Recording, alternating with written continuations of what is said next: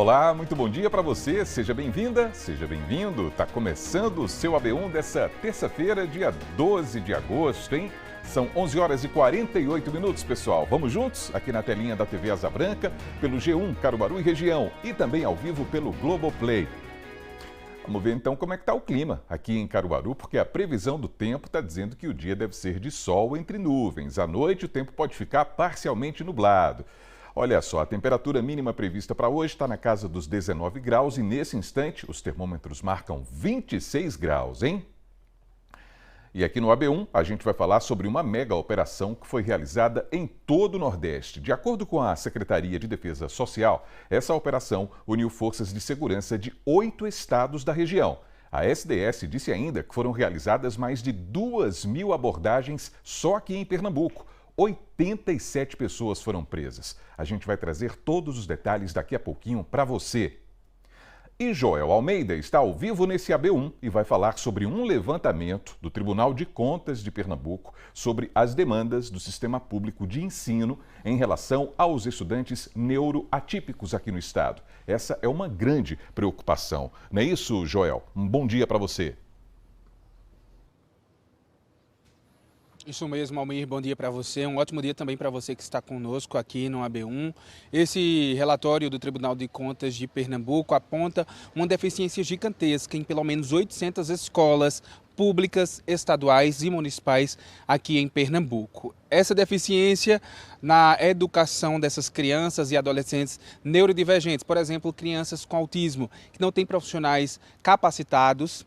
Também muitas escolas relatam que não há profissionais para educar essas crianças, ou seja, a falta de profissionais também, e também uma estrutura deficitária.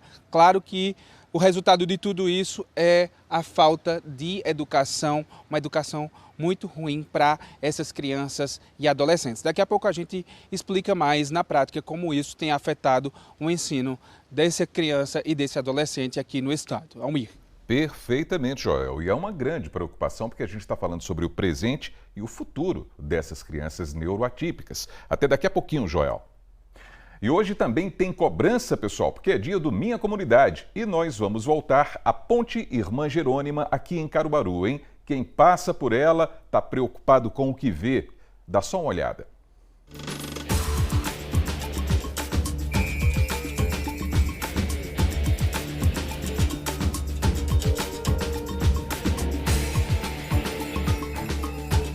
A ponte ela veio para ajudar bastante o pessoal do bairro, mas acredito que ela só foi construída e de lá até então ela não foi mais vista pelo poder público, né? À noite é assim um pouco esquisito, não é? A iluminação de lá. E eu tenho observado que essa estrutura está toda contaminada de ferrugem, né?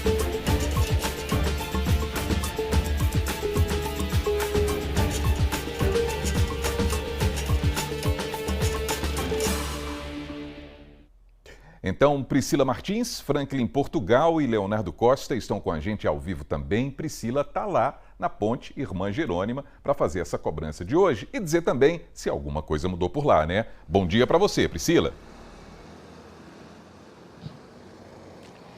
Oi, Almir, bom dia para você, bom dia Franklin, Léo, você que está aí acompanhando o AB1, muito bom dia. Nós estamos aqui bem pertinho da ponte, viu? Você já consegue ver ela aqui atrás de mim. E é o seguinte, gente, a gente vem cobrando a melhoria porque não é uma ponte velha, né? Uma ponte, se comparada às demais, uma ponte nova e que precisa de manutenção. E que se deixar para depois, ela vai ficando ainda mais velha, né? O tempo vai passando, a situação vai piorando, as pessoas estão preocupadas.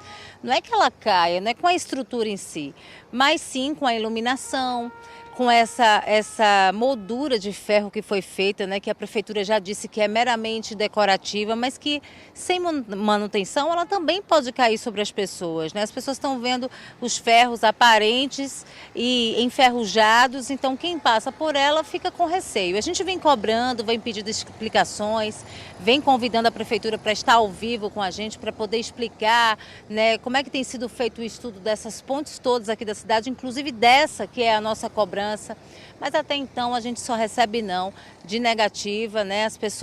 A prefeitura ainda não compareceu ao vivo para poder dar as explicações, tem mandado nota. Hoje nós temos aqui mais uma resposta em nota da prefeitura. Daqui a pouquinho a gente vai mostrar mais de pertinho a ponte e também dar a resposta da prefeitura para os próximos passos que serão feitos de acordo com a prefeitura em relação à ponte Irmã Jerônima. Então daqui a pouquinho a gente conversa mais. É isso, assunto importante nessa cobrança do Minha Comunidade. Franklin vai trazer informações também importantes sobre uma campanha de combate à leishmaniose aqui em Caruaru. Essa campanha vai até quando, hein, Franklin? Bom dia para você. Muito bom dia para você, Almir, e um bom dia a todos que nos acompanham aqui no AB1. Esta campanha segue até a próxima sexta-feira, portanto, dia 15 de agosto, e aí tem muita ação educativa para ser feita em escolas, também faculdades. No Marco Zero aqui de Caruaru, são informações que vão alertar a população para a prevenção e o controle da leishmaniose, que é uma zoonose que pode afetar também humanos, além dos animais, e pode sim comprometer todo o nosso organismo e levar à morte em alguns casos, se não tratada. Daqui a pouco a gente traz informações a respeito dessa campanha muito importante, então que vai ocupar parte aí desta semana aqui em Caruaru, esse cronograma feito pela Secretaria de Saúde do município. Daqui a pouco eu volto, Almir. Perfeitamente, Franklin. Leonardo vai trazer todos os detalhes de uma ação voltada para esse agosto lilás em Garanhuns, ações importantes no enfrentamento à violência contra a mulher lá no Agreste Meridional. Bom dia para você, Leonardo. Oi, Almir, bom dia para você, bom dia para todo mundo que está acompanhando a gente no AB1 de hoje. Olha só, essas ações vão acontecer até o fim do mês aqui em Garanhuns, mas são ações que são distribuídas na sede e na zona rural, também levando conscientização, orientação com palestras e muitos serviços. Daqui a pouquinho eu volto para conversar com a secretária da Mulher daqui de Garanhuns, que vai detalhar toda essa programação para a gente, Almir. Combinado, Leonardo, Franklin e Priscila, até daqui a pouquinho. A gente vai para o intervalo agora e em instantes a gente vai trazer um alerta para quem é idoso aposentado, hein? Porque, tem um novo golpe relacionado aos empréstimos indevidos. Então fica ligado, porque esse alerta também é importante para a família de quem tem idoso aposentado. Para todo mundo ficar atento, todos os detalhes daqui a pouquinho no seu AB1 que já começou. 11h56, a gente volta já.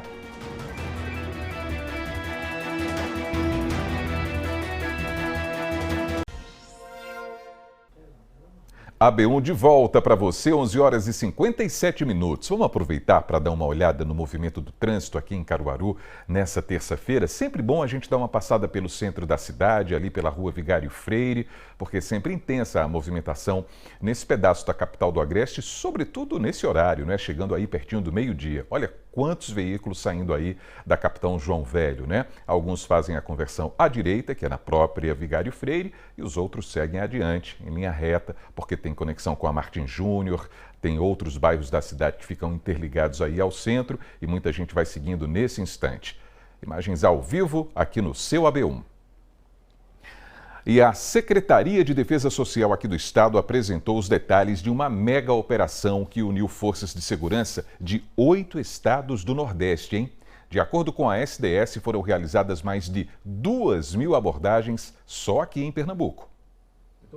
O balanço foi apresentado no auditório da SDS e contou com a presença de representantes das polícias militar e civil. Em Pernambuco, a Operação Nordeste Integrado resultou em 92 prisões, sendo 26 delas em flagrante. Em todo o Nordeste, foram 510 mandados de prisão e de busca e apreensão. Quase 6.000 policiais participaram da ação conjunta, que teve como foco o combate à criminalidade nas divisas entre os estados. O objetivo foi reduzir crimes como homicídios, tráfico de drogas e de armas, assaltos, roubos e furtos de veículos e de cargas em áreas onde o trabalho policial é mais difícil. Foi a primeira operação em que nós conseguimos articular todos os estados do Nordeste a operarem nas cidades de divisa, né, que tinham uma preocupação dos agentes de segurança na criminalidade. Então foram 2 dias de operação, mas esses 2 dias foram precedidos de 2 meses de planejamento.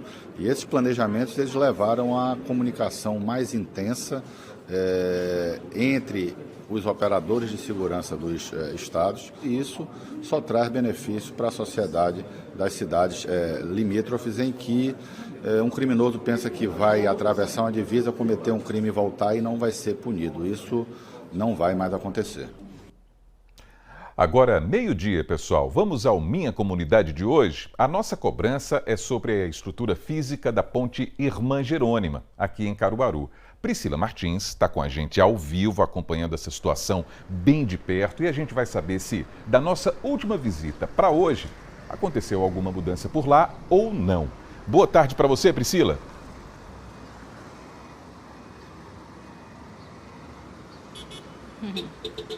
Oi, Almi. Boa tarde para você, boa tarde para todo mundo que está aí acompanhando o AB1. Infelizmente, as notícias não são boas, né? Porque aparentemente nenhuma mudança da última vez que estivemos aqui. A gente percebe que a ponte ainda continua apresentando os mesmos problemas trazidos nas reportagens anteriores, né?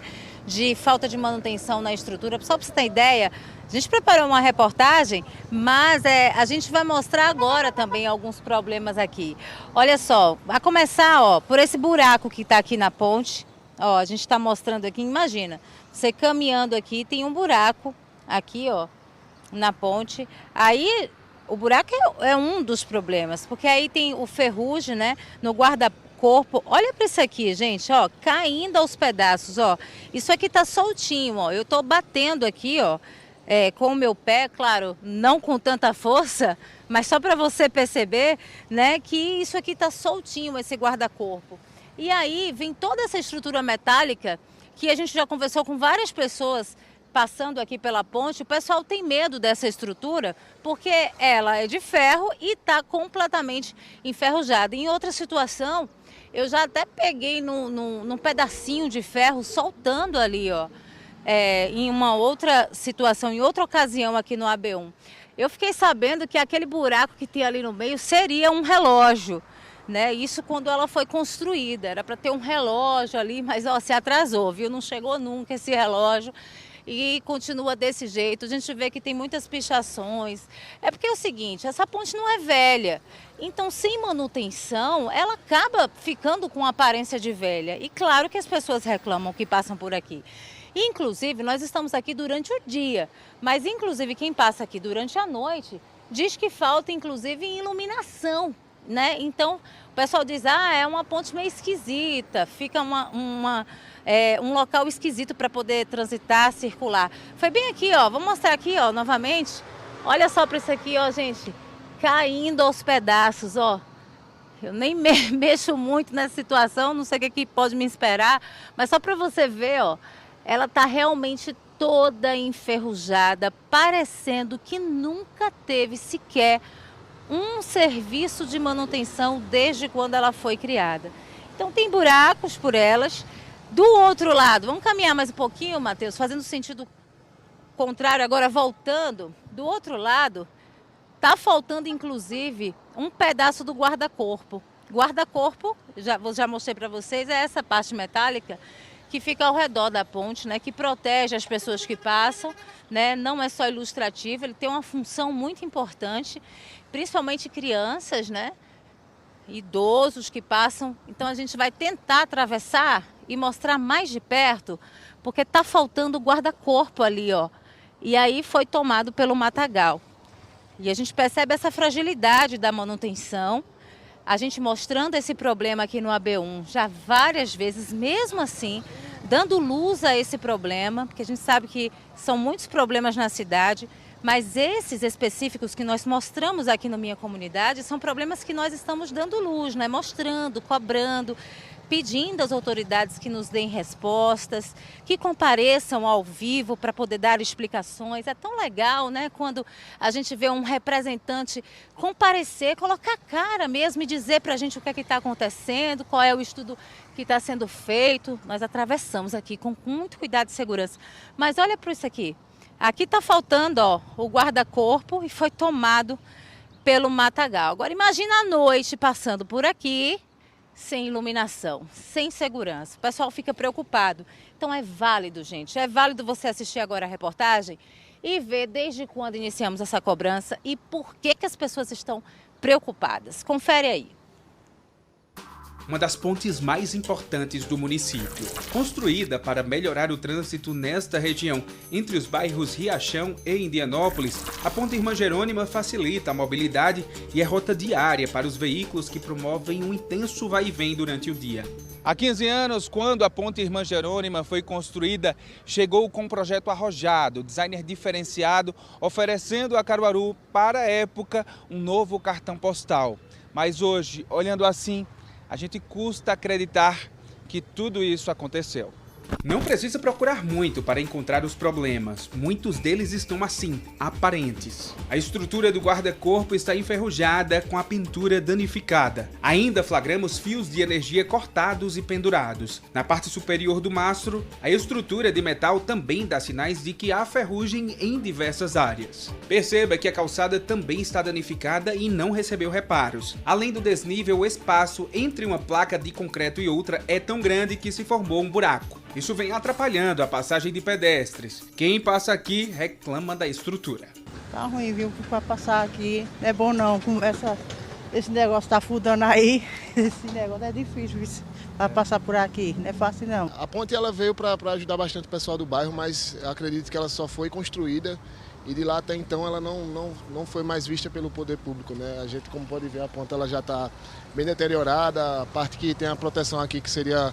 está toda enferrujada, então acredito para que a gente possa evitar algum acidente futuro, seria interessante as autoridades olhar um pouco para essa ponte também, não apenas construir e deixá-la, né? Fazer sempre algum tipo de manutenção para manter a segurança da gente que mora aqui no bairro e das pessoas que também atravessam aqui a ponte sempre, todo dia. Esta não é a primeira vez que as nossas equipes mostram os problemas da Ponte Irmã Jerônima aqui no Minha Comunidade. Para onde quer que se olhe, podemos nos deparar com muito desta armação metálica tomada justamente pela ferrugem. Ela está presente em pontos fundamentais, como estes encaixes que ficam fixados por toda a ponte. Em fevereiro deste ano, a Prefeitura enviou uma nota para a produção do AB1, informando que estava prestes a abrir um processo licitatório para a reforma do equipamento. E falando em resposta que a população deseja, a gente vai conferir na íntegra agora a nota enviada pela Prefeitura, depois que a gente pôde acompanhar esta reportagem no Minha Comunidade. A nota da Prefeitura, a Prefeitura de Caruaru, através da Secretaria de Infraestrutura e Obras, informa que está em processo de elaboração de um contrato de manutenção e restauro das pontes do município. Atualmente, uma equipe de profissionais está empenhada no levantamento e detalhamento arquitetônico de todas as pontes, juntamente com especialistas que estão realizando perícias e projetando as intervenções estruturais. Em relação à Ponte Irmã Jerônima, ela já passou por avaliação e vai ser incluída no cronograma de manutenção, principalmente na parte metálica, que é estritamente decorativa, segundo a nota aqui. A nota ressalta este aspecto. Em relação aos buracos na via, a CIURB informa que irá enviar uma equipe de manutenção ao local para fazer o levantamento e incluir a demanda no cronograma de serviços para programar as execuções necessárias. Até o momento, nenhuma melhoria foi realizada na ponte. E enquanto uma obra de requalificação não é realizada, quem precisa transitar por aqui é acompanhado pelo medo. Dá medo, né? Que o negócio estiver tudo enferrujado, pode cair na cabeça de alguém, né? E uma peça dessa pode fazer um estrago grande, né? Pode matar a pessoa, né? O cara vai passando, passageiro e tudo, cair em cima já era. À noite é assim um pouco esquisito, não é? A iluminação de lá. E eu tenho observado que essa estrutura está toda contaminada de ferrugem, não é?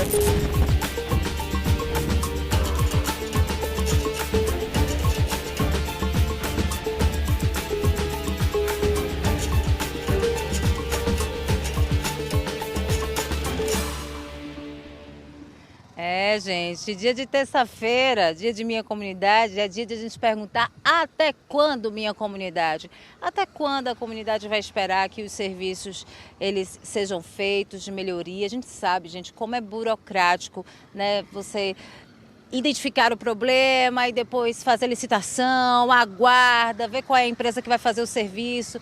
Existe um prazo, mas quando não se tem prioridade, esse prazo que já é longo, acaba ficando ainda maior, né? Por exemplo, você viu aí na reportagem o Franklin Portugal lendo uma das notas que recebemos, falando sobre essa parte metálica que é estritamente decorativa.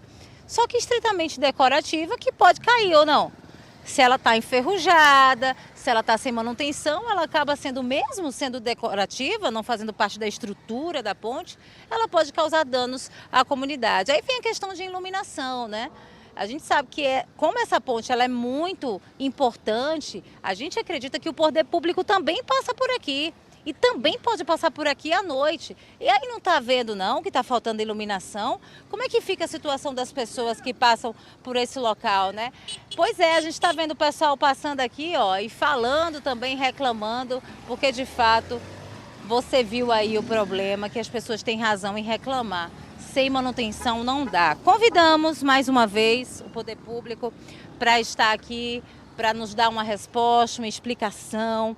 A gente sempre prefere que seja assim. E quando eu falo a gente, eu estou falando do nosso telespectador, tá? É o nosso telespectador que prefere que esteja um representante ao vivo, dando as explicações, sendo questionado, respondendo, porque aí demonstra total compromisso com a população, total compromisso com o eleitor, com o cidadão. Só que, infelizmente, nós não temos nenhuma presença física aqui do poder público, mas temos uma nota como resposta. Inclusive, antes de ler a nota, você está vendo aí, ó, na tela da sua televisão ou na palma da sua mão, né, pelo nosso portal G1 Caruaru e Região, você está vendo aí o QR Code.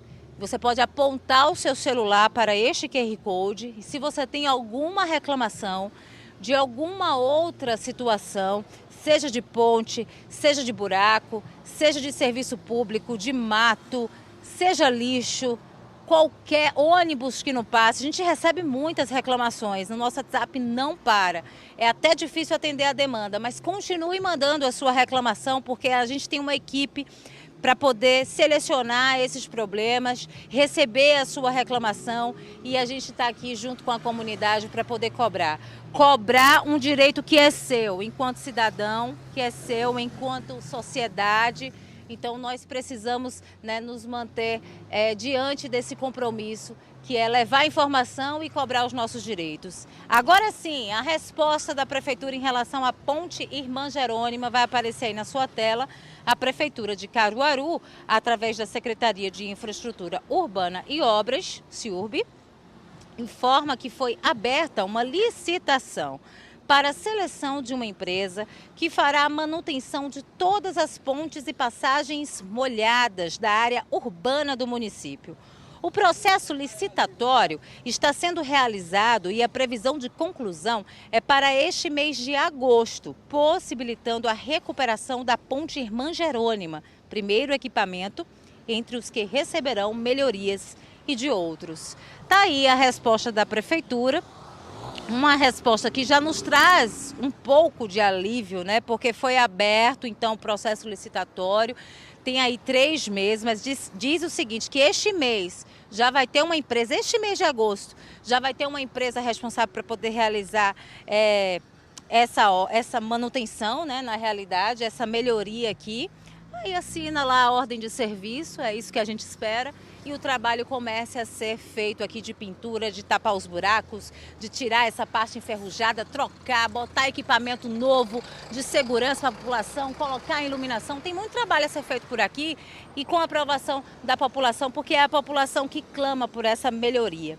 A gente espera que quando a gente volte aqui, né, na próxima vez, a gente já tenha então algo sendo feito para que a gente possa mostrar. E quem sabe a presença de alguém do poder público, do secretário, né, de alguém do poder público para poder conversar com a gente, para dizer, ó, a gente está fazendo isso, foi feito isso, falta aquilo, estamos gastando tal, está lá no portal da transparência, você, cidadão, pode conferir, acessa lá. E essa prestação de contas é aquilo que a gente espera. Porque a gente não quer falar, mas até quando, minha comunidade?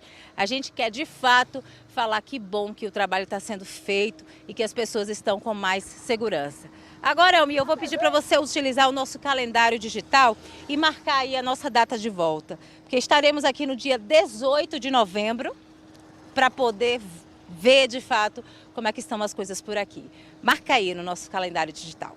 Combinado, Priscila. Vamos marcar sim aqui no nosso calendário, né? Muito obrigado pelo Minha Comunidade de hoje, Priscila.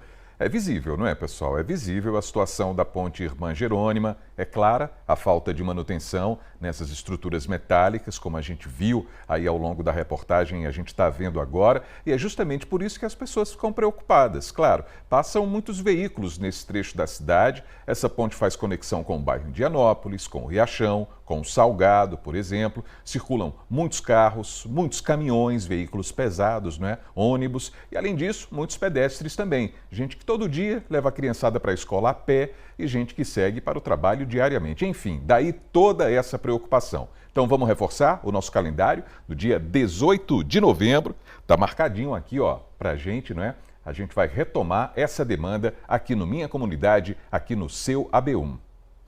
Vamos para o Momento WhatsApp agora? Quem mandou um vídeo foi o Marcos César. Ele mora no Cidade Jardim, aqui em Caruaru também, e está reclamando, adivinha, de um vazamento de água limpa na rua. Vamos ver? Bom dia, pessoal. Isso aqui é a situação da Cidade Jardim, na rua R6, na Avenida Gonçalo Nunes de Oliveira, próximo ao antigo Mercado de Neguinho. É água limpa jorrando de dentro do calçamento aqui, ó. Eu acho que já fazem mais de 24 horas. E esta é a situação, é água limpa se estragando. O R6, Cidade Jardim, Avenida Gonçalo Nunes de Oliveira. Olha aí, pessoal, a gente vê a água ali minando na rua, não é? A água limpinha. Infelizmente, esse problema aí tem acontecido demais aqui em Caruaru, né, Marcos? Demais, ó. Nós entramos em contato com a Compesa. Eles disseram que a companhia toma conhecimento desses vazamentos quando é acionada de forma direta pela população por meio dos canais de comunicação da empresa e, segundo a Compesa, poucas pessoas têm esse hábito. A Compesa diz também que está disponível por meio do WhatsApp 819-7345-7739, esse que está aí na sua tela. Contudo, nessa mesma nota, a Compesa não respondeu sobre quando vai enviar uma equipe para resolver esse problema que o Marcos mandou para a gente e você está vendo aí na tela. Então, o espaço está aberto aqui no AB1 para que a companhia responda ao Marcos e aos moradores dessa rua do Cidade Jardim, não é? Não dá para considerar esse vazamento como algo normal, de jeito nenhum. Então, a gente está esperando essa resposta, viu, Marcos, para trazer para você e aí para os moradores também, para resolver esse problema de desperdício de água. O nosso WhatsApp está aqui à sua disposição para você participar sempre. É só mandar o seu vídeo para o 99198-8212. E vamos seguindo com o seu AB1.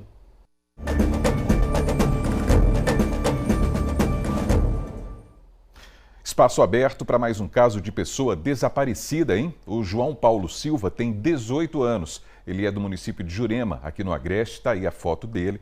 De acordo com a família, o João Paulo saiu de casa na quarta-feira da semana passada. Claro, a família dele pede ajuda da população. Se você tiver alguma informação sobre o paradeiro dele, é só ligar para o 87, que é o código de área, mais o número 98822-3836. Agora está na hora do intervalo, pessoal, e no próximo bloco a gente vai falar sobre um levantamento do Tribunal de Contas de Pernambuco que aponta problemas no sistema público de ensino em relação aos estudantes neuroatípicos. E ainda, no AB Esporte, a gente vai conferir os craques dos nossos gols do GE. É daqui a pouquinho, ó, meio-dia, 18 minutos, a gente volta já.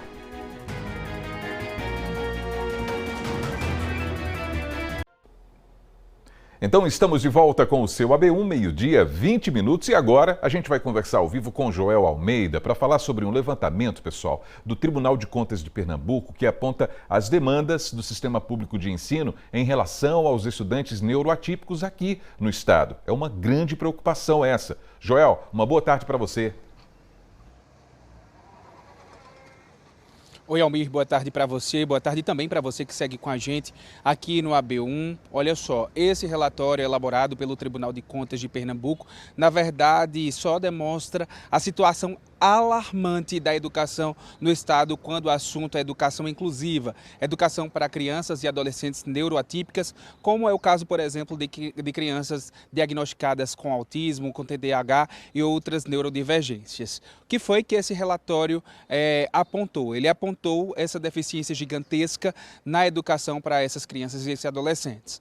Mais da metade dos diretores dessas escolas, foram mais de 800 escolas no estado, em 13 municípios pernambucanos, em 16 regionais de ensino, disseram nessa pesquisa, nesse relatório, que não tem professores com formação adequada para ensinarem a essas crianças e esses adolescentes. A outra parte disse que nem profissionais tinham disponíveis para que esse ensino fosse realizado. Isso sem contar na falta de estrutura. Entre essas escolas, entre os municípios listados, estão Caruaru, Afogados da Ingozeira, Garanhuns, tem também Limoeiro, Nazaré da Mata, Palmares, Petrolina, entre outros. A gente vai mostrar agora na prática como a falta dessa estrutura, a falta desses profissionais afeta o aprendizado dessas crianças e desses adolescentes.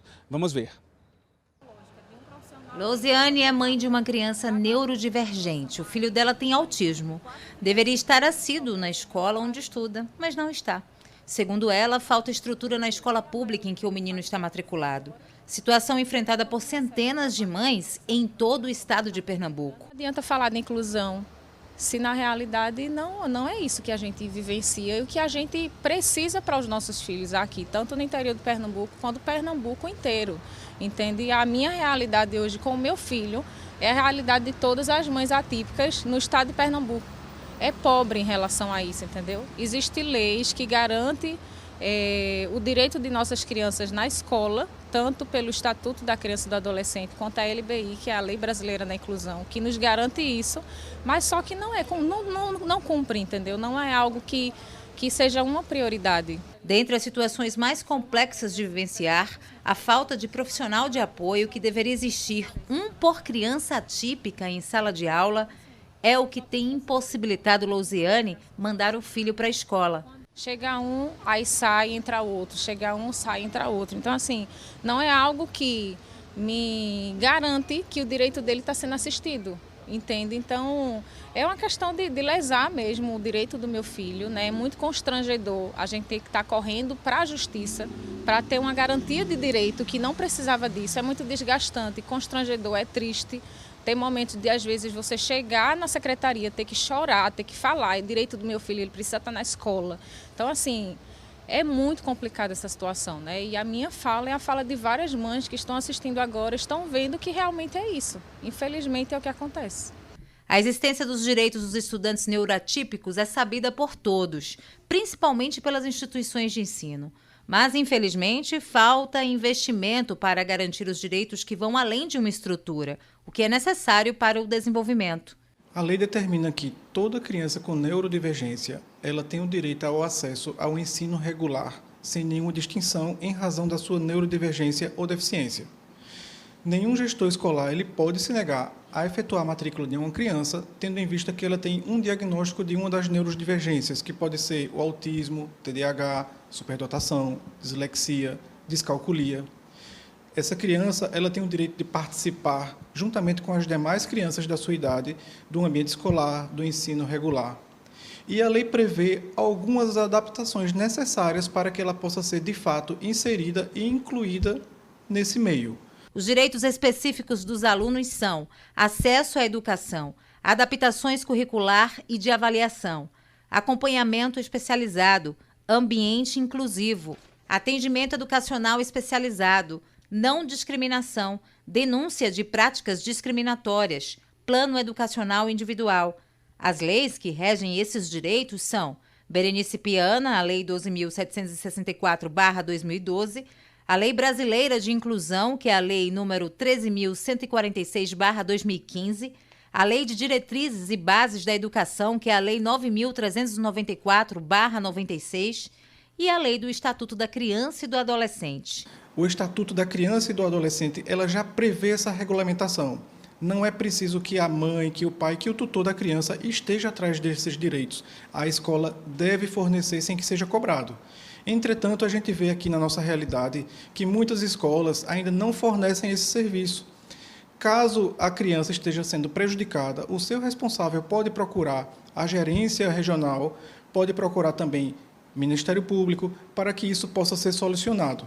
É interessante que a pessoa vá em busca da efetivação desses direitos, porque só assim a gente pode ter, de fato, uma educação inclusiva no nosso país. Mas, embora exista tudo isso aí, são muitas as falhas encontradas. Um levantamento do Tribunal de Contas do Estado de Pernambuco apontou fragilidades no sistema público de ensino.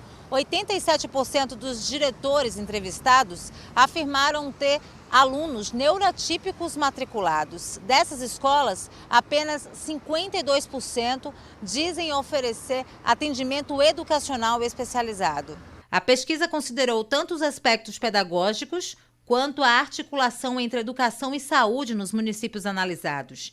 As cidades participantes do estudo foram Afogados da Ingazeira, Araripina, Arco Verde, Caruaru, Floresta, Garanhuns, Limoeiro, Nazaré da Mata, Palmares, Petrolina, Recife, Salgueiro e Vitória de Santo Antão. O Tribunal de Contas fez esse trabalho primeiro para se munir de subsídios para que os próximos trabalhos de fiscalização estejam mais aperfeiçoados e possam sim trabalhar no real problema da educação inclusiva das pessoas neurotípicas. Mas não só isso. O Tribunal de Contas deu ciência desse trabalho a todos os municípios pernambucanos, tá? Para que eles possam se valer dessas informações e possam, a partir delas, aperfeiçoarem os processos de educação inclusiva que ocorrem nos respectivos municípios. O levantamento reforça a urgência de políticas públicas voltadas à eliminação das barreiras físicas, pedagógicas e sociais que impedem o acesso efetivo à educação. As crianças que são assistidas de forma adequada, elas vão ganhar habilidades, né? Essas habilidades pedagógicas que são trabalhadas na escola, mas que vai além, vai para um ambiente social, né? As instituições sociais, como a família, como a própria igreja, como próprias terapias. Então, a escola é muito importante. Normalmente, quando as crianças atípicas elas vêm para a terapia, nós terapeutas indicamos que elas também vão para a escola, então, porque é um ambiente muito importante, um ambiente de socialização. Então, quando a criança ela é bem assistida, a gente começa a observar ganhos de habilidades. Sem o suporte necessário, são vários os prejuízos. Como prejuízos, a gente observa as frustrações, muitas vezes das famílias. As famílias que levam sua criança para a escola e observam que a criança não desenvolve. Muitas vezes isso acontece por falta de uma avaliação diagnóstica, por falta de preparo dos profissionais, por dificuldades, até mesmo porque muitas formações, principalmente de professores, ainda é muito voltada para crianças típicas.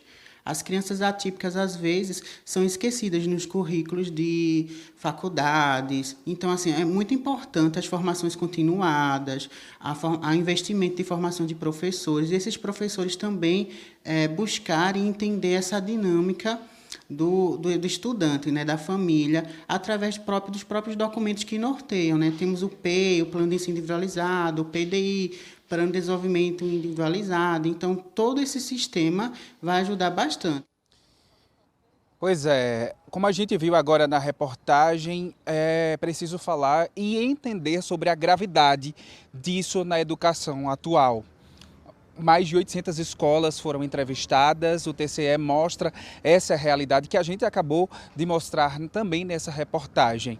Há escolas, há prédios físicos, há salas de aula, há professores, mas não há ensino para essas crianças. Quando há, muitos professores não têm essa... Como é que a gente pode falar? Essa profissionalização. Não estão aptos a ensinarem a essas crianças e esses adolescentes.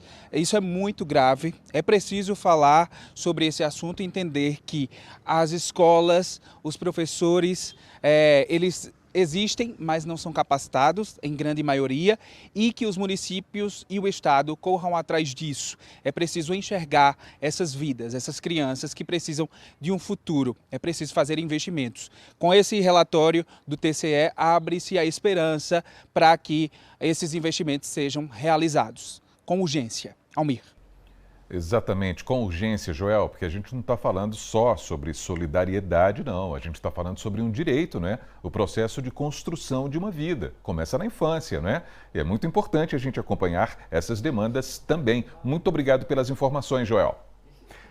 E a Secretaria de Saúde de Caruaru e a Vigilância Ambiental estão realizando a Semana Municipal de Prevenção e Controle da Leishmaniose, uma doença que afeta os animais e os seres humanos também. Sobre esse assunto, a gente vai conversar com Franklin Portugal, que também está ao vivo aqui nesse AB1. Oi, Franklin, boa tarde para você. Muito boa tarde para você, Almir, e uma boa tarde a todos que nos acompanham aqui no AB1, né? A lei municipal que estabelece, né, esta semana aí de prevenção, também de combate à leishmaniose, sempre envolve aí o dia 10, mas o dia 10 foi no último domingo, então, portanto, dia 10 excepcionalmente 2025 ficando de fora aí, mas essa semana aí prossegue com essas ações até a próxima sexta-feira. Quem vai dar os detalhes aqui para a gente é Sérgio França, gerente da Vigilância Ambiental, aqui na Secretaria de Saúde de Caruaru. Boa tarde, primeiramente, Sérgio. O que é que a gente pode falar aí de como está a organização, o cronograma até sexta-feira dessas ações, né?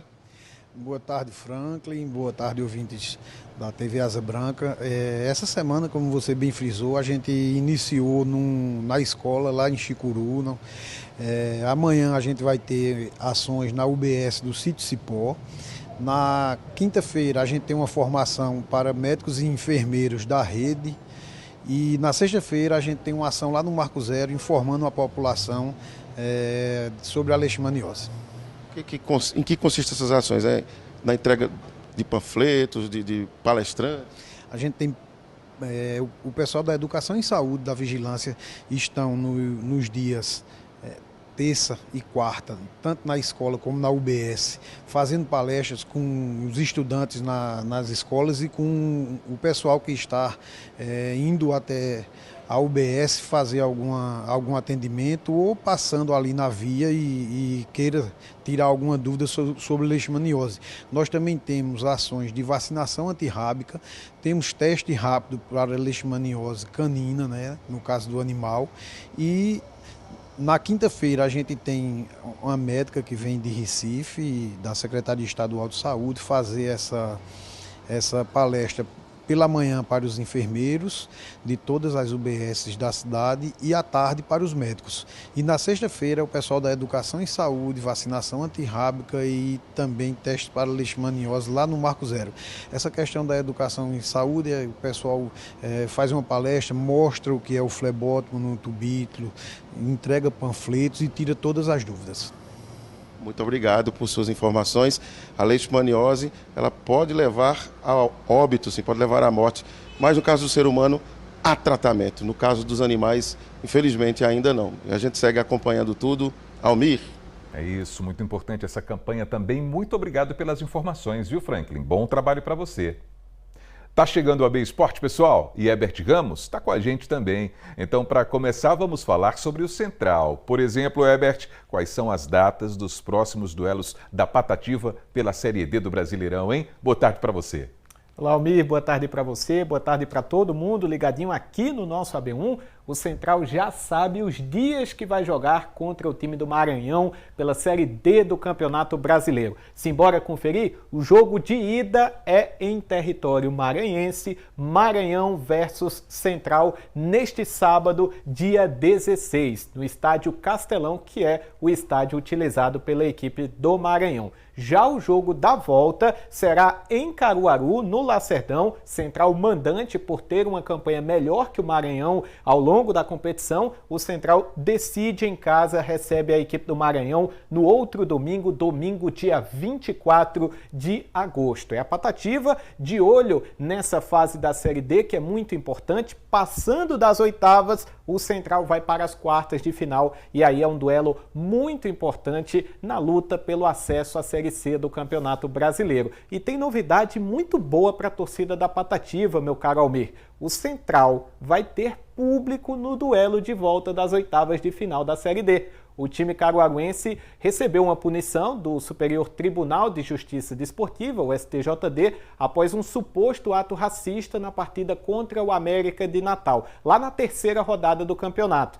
A punição previa 3 partidas com portões fechados no Lacerdão e uma multa de R$50 mil.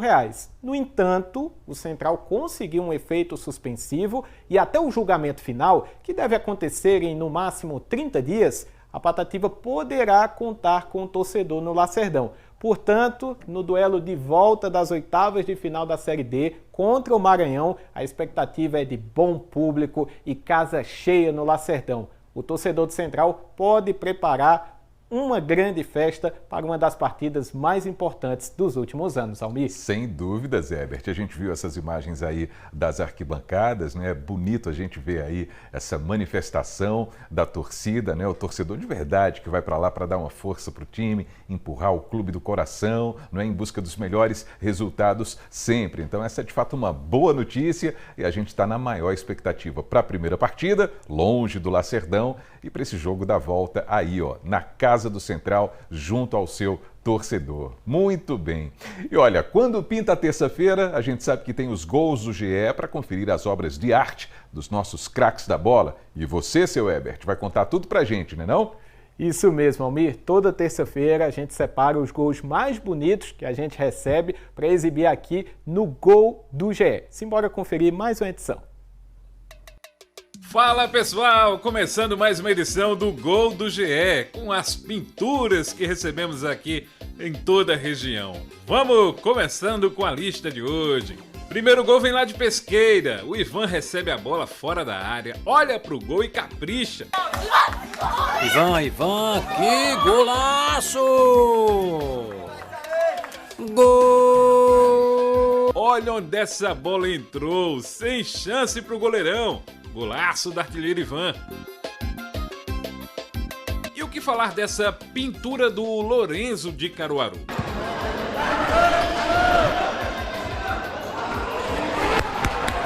Ele estava jogando a Copa Recife de futsal e deixou a marca. Depois do lateral cobrado, deram espaço para ele dominar e encher o pé. Pense numa lapada na bola. O goleiro até tentou, mas não deu não, viu? Prêmio Puskás do torneio. Boa, meu jogador, valeu! E gol de cobertura. Esse veio lá de Arco Verde, no Sertão. O meu meio-campista enfiou a bola com categoria para o atacante Pedro Lucas, que aproveitou a zaga toda avançada, ganhou na velocidade e deu um tapinha cruel demais. Esse tem categoria e frieza, viu? Valeu, Pedro Lucas! O próximo gol é lá de Alagoinha e esse é de placa. Olha, mano, que lance do mano! Golaço! Gol! O lance começou com a equipe adversária saindo errado, tentando uma finalização, mas a bola bateu no zagueirão e sobrou pro mano, ou melhor, o M10, fazer um... Uma foi a história, homem. Fazer um... Tchau, goleiro! Vai pra onde, meu filho? Deixou o goleirão pra trás e com tranquilidade empurrou pra dentro do gol. Beleza, pintura! E o último gol é daqui de Caruaru. Bola parada, escanteio perigoso, movimentação na área e a bola sempre procura o craque. José Nicolas acertou esse voleio e saiu pro abraço. Pode comemorar, golaço mesmo! E com essa pintura a gente encerra mais uma edição do Gol do GE. Valeu, pessoal, boa tarde pra todo mundo, até a próxima semana. É gol de todo jeito, gol não é pintura de todo jeito, são artistas da bola, na quadra, no society, no terrão, em todo canto. Bom demais, Herbert Ramos. Tá cada vez mais difícil a gente selecionar os gols, né? Porque é um mais bonito que o outro, sempre uma seleção muito bacana. E sabe o que é mais bacana ainda do que ter o seu gol exibido aqui no AB Sport? É concorrer a uma camisa. No fim de cada mês a gente abre uma votação para escolher o gol mais bonito daquele mês. E do mês de julho tivemos um vencedor. Nós noticiamos aqui a vitória do Arthur de Alagoinha. Venceu a enquete, a votação, e ele veio aqui na sede da TV Asa Branca receber a camisa exclusiva do vencedor da enquete aí do mês de julho. Teve o gol mais bonito do mês de julho. Parabéns ao Arthur, vai levar essa camisa lá para Alagoinha para fazer a festa. Mas, Almir, todo mundo ligado no AB1, se a votação para o Gol do GE é apenas no fim de cada mês, a gente tem atualização diária lá no GE Caruaru e região com as principais informações sobre o esporte regional. Então fica o convite para todo mundo que está ligado no AB1 também acessar o nosso portal de notícias esportivas. Eu vou ficando por aqui. Até a próxima, Almir. Seu Herbert, valeu, hein? Grande abraço para você e até a próxima. E olha, turma, nesse mês de agosto vai acontecer mais uma edição do ABNOG. E uma das atrações mais esperadas no evento são os games, né? Porque são muitos jogos, dos mais antigos até os mais atuais. Dá só uma olhada. Jogar videogame com certeza fez parte da vida de muitas crianças. Seja em um equipamento mais antigo, como o famoso fliperama, ou em alguns dos consoles mais recentes das muitas franquias de jogos. E com certeza a maioria das crianças e dos jovens já sonharam em ser um dos heróis ou guerreiras presentes nas telas. Mas o poder transformar esse sonho em realidade, se tornar o personagem do jogo, controlar a estratégia por si próprio, sem a interação de um controle. Já imaginou? Essas são possibilidades que a evolução dos jogos tem permitido aos novos players. Essa turma boa e cheia de movimentos até parecem estar em algum tipo de luta com armas, mas na verdade são integrantes de um grupo chamado Lobos Selvagens. São espadas, armaduras, machados que movimentam o swordplay, a luta de espadas, um jogo que imita a realidade e que transforma essa turma aqui em verdadeiros guerreiros que mostram o que no videogame pode se transformar numa interpretação na vida real. Ailton Júnior conta como se caracteriza o swordplay.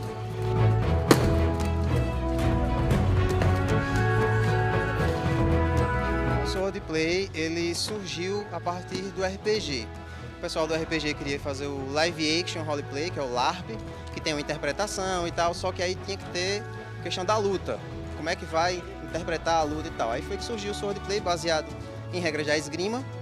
E aí a gente começou essa atividade lá nos Estados Unidos, depois veio para o Brasil, pouco antes dos anos 2000, chegou aqui no Brasil. E aí se espalhou, tem em todo o Brasil agora. É muito mais técnica do que assim, desempenho físico e de força, né?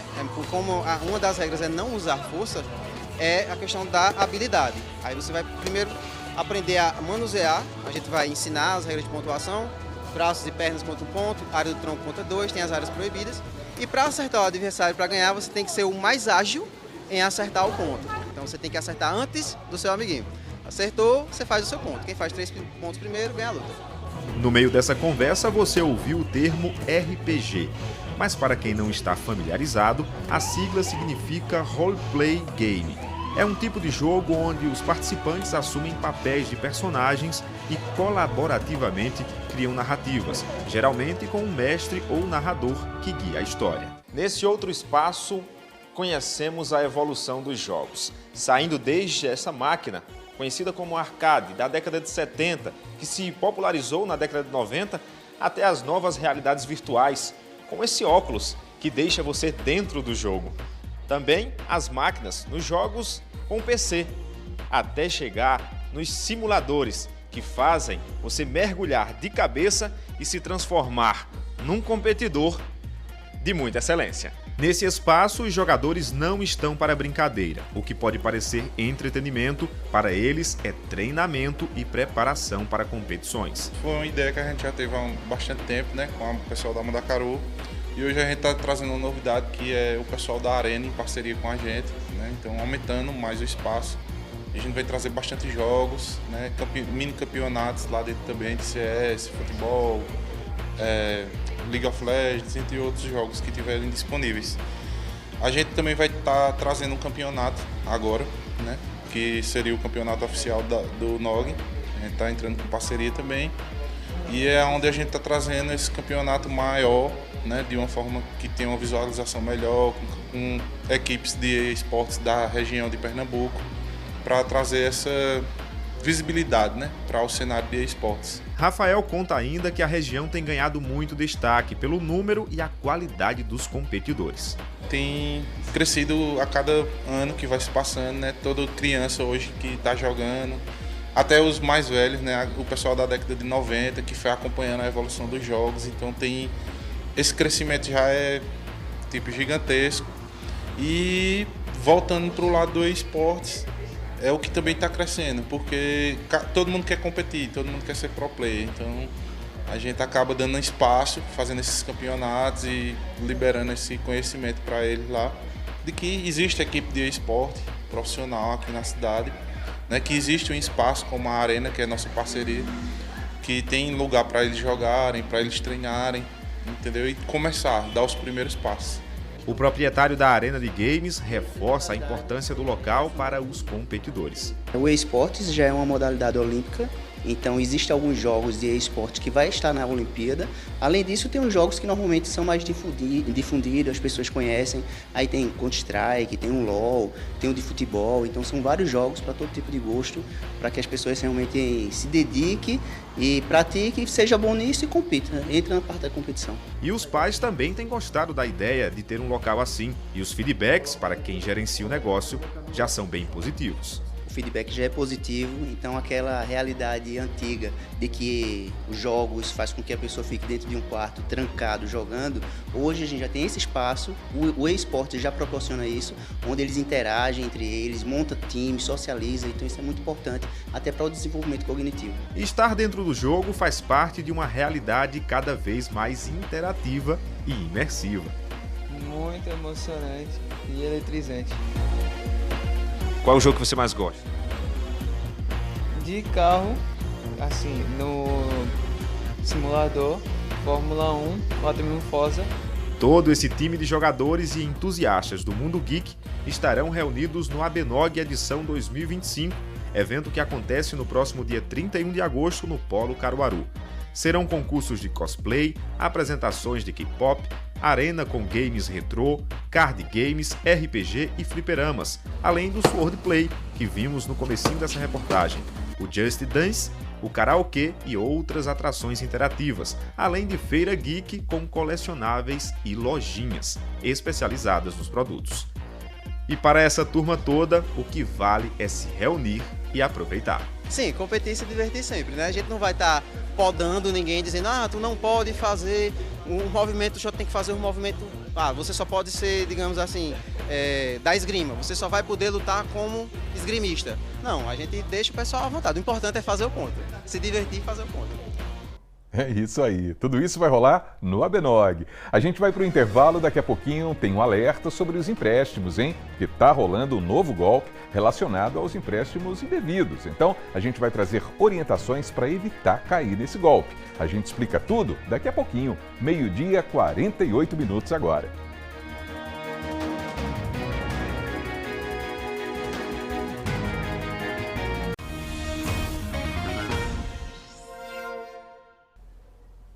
Então estamos de volta aqui com o seu AB1, faltam 10 minutos para 13h e a Secretaria da Mulher de Garanhuns preparou uma programação especial para lembrar o Agosto Lilás, mês de conscientização pelo fim da violência contra a mulher. Para isso, pessoal, muitas atividades estão sendo realizadas na cidade e nos distritos, com vários serviços gratuitos, palestras educativas e outras ações também. Então, sobre esse assunto, a gente vai conversar ao vivo com o Leonardo Costa, que vai trazer todos os detalhes agora. Não é isso, Léo? Boa tarde para você.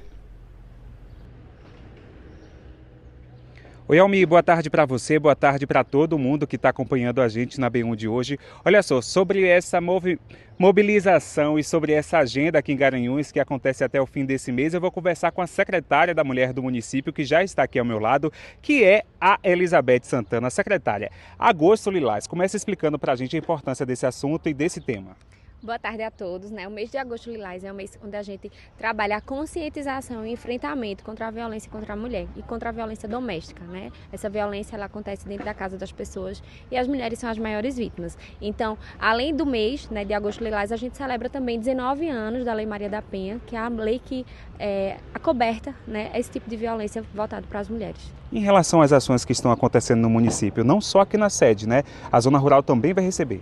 Sim, nós trabalhamos o ano todo com campanhas de enfrentamento, né, de conscientização com a população. Temos um projeto voltado para as escolas municipais e estaduais e esse mês a gente está reforçando esse serviço e estamos levando ações pontuais para os distritos do município. Já aconteceu no distrito de Miracica e os próximos distritos será de Iratama e finalizando com o distrito de São Pedro. Tem um evento muito importante também, que é a marcha que acontece na próxima semana. Isso. Em comemoração, né, esse dia, a gente vai fazer uma marcha saindo aqui do Parque Euclides Dourado. A 8ª Marcha de Todas as Flores será realizada no dia 19, a partir das 9 horas da manhã, saindo aqui do Parque Euclides Dourado até o centro. Então, as mulheres de Garanhuns estão todas convidadas para prestigiar essa grande caminhada. A importância do suporte que a Secretaria dá a essas mulheres? Bom, além de todo o serviço que a gente oferta de acompanhamento dessas mulheres vítimas de violência, a gente acompanha, atende, nós temos um serviço multidisciplinar com profissionais especializados no nosso centro de referência de atendimento à mulher, com psicólogas, com assistente social, com advogada, com pedagoga. Nós também estamos ofertando alguns cursos, então aquelas mulheres que se interessarem, independente de ter passado por situação de violência doméstica ou não, elas podem fazer parte e se inscreverem nesses cursos. Algumas turmas já foram iniciadas nesse mês de julho e agosto e outras serão anunciadas em breve. Então a população que precisar e quiserem se inscrever, podem ficar de olho no nosso Instagram ou pelos nossos telefones. E uma novidade que a gente está realizando esse ano é que os cursos também serão levados para a comunidade. Antes, esses cursos eram ofertados dentro da Secretaria da Mulher e devido à dificuldade de transporte e deslocamento dessas mulheres, então a gente vai levar para as comunidades esses cursos.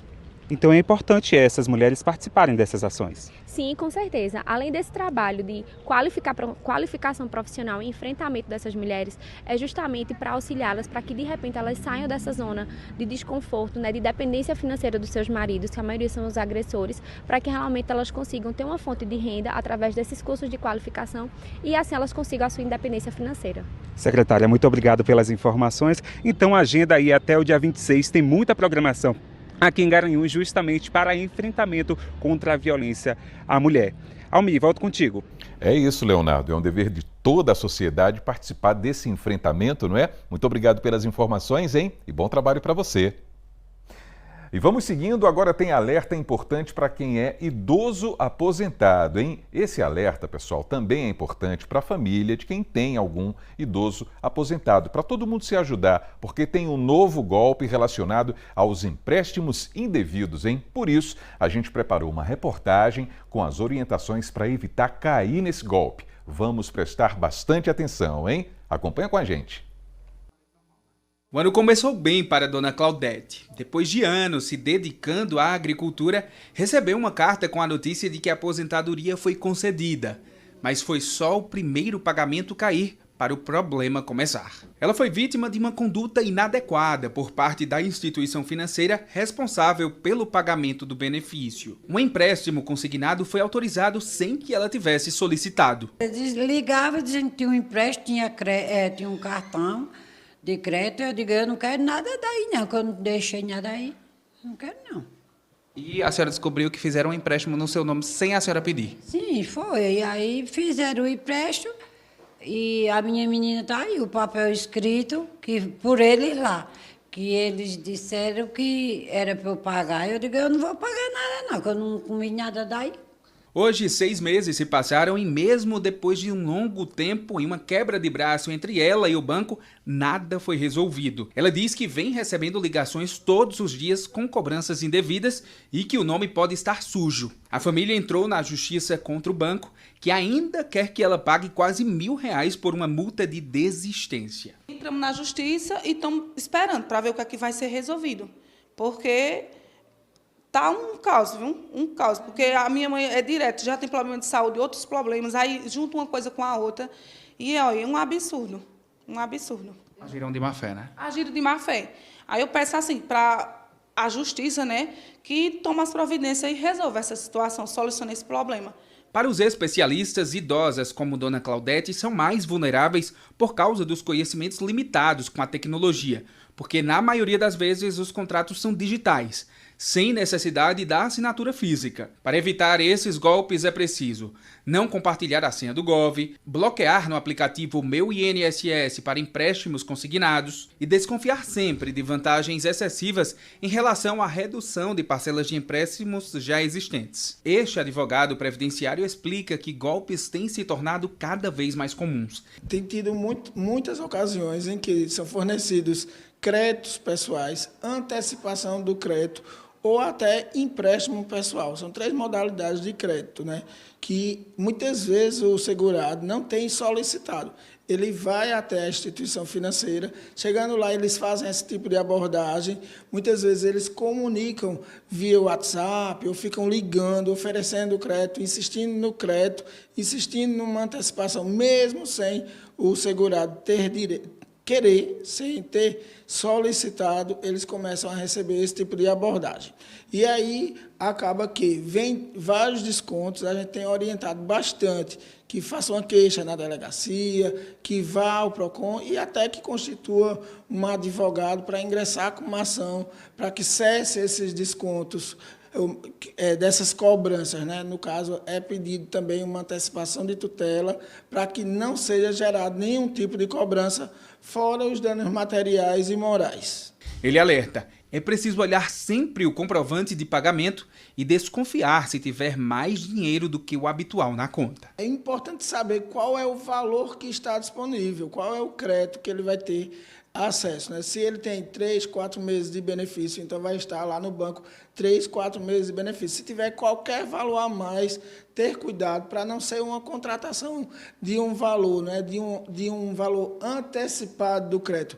Uma vez que há essa abordagem prévia, no sentido de que vem aqui para receber seu cartão, desbloqueia o cartão, tem acesso a um crédito antecipado, e aí é quando começam os problemas dos mais diversos. Está indo para o banco, receber seu crédito, veja o valor, peça esclarecimento, cuidado, não assine nada de documento que seja relacionado a valores, a consignados, a empréstimos, de maneira nenhuma, faça sua assinatura ou coloque sua digital em valores que você não tenha recebido. E também a gente orienta bastante no sentido de que vá com uma pessoa de sua confiança, que saiba ler, escrever, um parente, né, para que realmente não caia em nenhum golpe.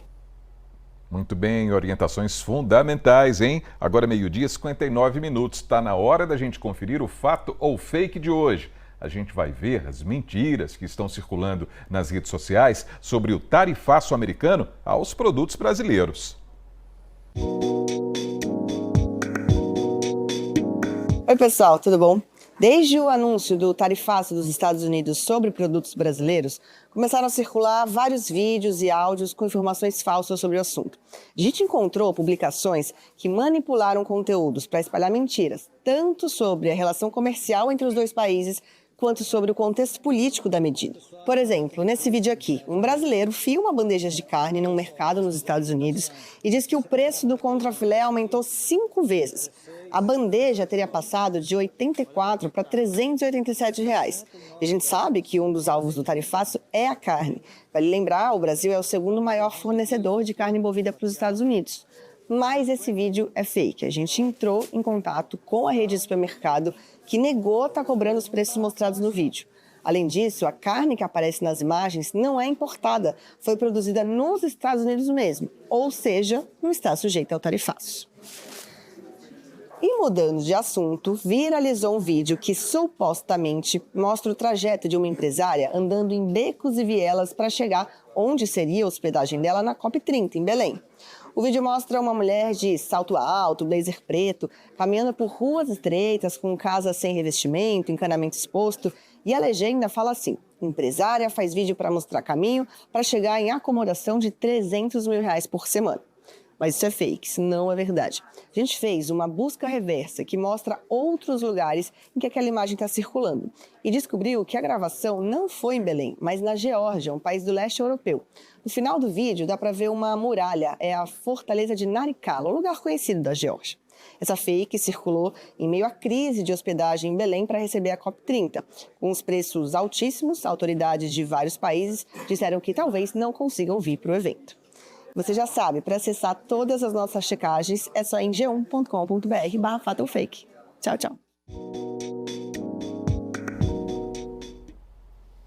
Muito bem. E olha só, o NTCPE vai realizar no próximo sábado, dia 16, aqui em Caruaru, uma seleção de pessoas para futuros eventos de moda em Pernambuco. Esse processo será realizado na sede do NTCPE, que fica na rua Visconde de Inhaúma, número 107, ali no Maurício de Nassau, é bem pertinho da ASIC. A inscrição é gratuita e deve ser feita no link que está disponível no Instagram, no perfil @MarcoModaPE-NTCPE. A idade mínima para participar é de 16 anos. Lembrando que os menores de idade devem estar acompanhados de um responsável.